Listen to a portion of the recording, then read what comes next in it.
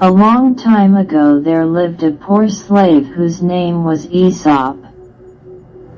He was a small man with a large head and long arms. His face was white, but very homely. His large eyes were bright and snappy. When Aesop was about 20 years old, his master lost a great deal of money and was obliged to sell his slaves. To do this, he had to take them to a large city where there was a slave market. The city was far away, and the slaves must walk the whole distance. A number of bundles were made up for them to carry. Some of these bundles contained the things they would need on the road, some contained clothing, and some contained goods which the master would sell in the city. "Choose your bundles, boys," said the master. "There is one for each of you." Aesop at once chose the largest one.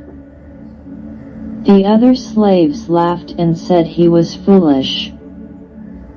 But he threw it upon his shoulders and seemed well satisfied. The next day, the laugh was the other way. For the bundle which he had chosen had contained the food for the whole party. After all had eaten 3 meals from it, it was very much lighter. And before the end of the journey Aesop had nothing to carry, while the other slaves were groaning under their heavy loads. "Aesop is a wise fellow," said his master. "The man who buys him must pay a high price." A very rich man, whose name was Xanthus, came to the slave market to buy a servant. As the slaves stood before him, he asked each one to tell what kind of work he could do.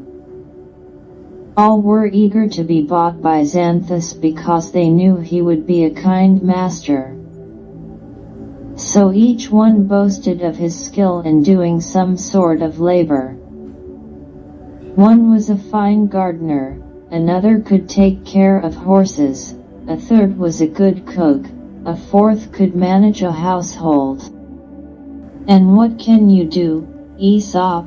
asked Xanthus. "Nothing," he answered. "Nothing? How is that?" "Because, since these other slaves do everything, there is nothing left for me to perform," said Aesop.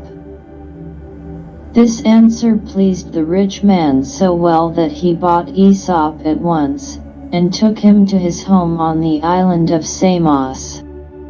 In Samos the little slave soon became known for his wisdom and courage.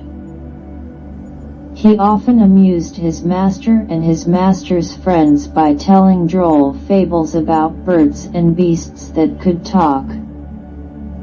They saw that all these fables taught some great truth, and they wondered how Aesop could have thought of them. Many other stories are told of this wonderful slave. His master was so much pleased with him that he gave him his freedom. Many great men were glad to call him their friend, and even kings asked his advice and were amused by his fables. Thank you. Please like, share and subscribe.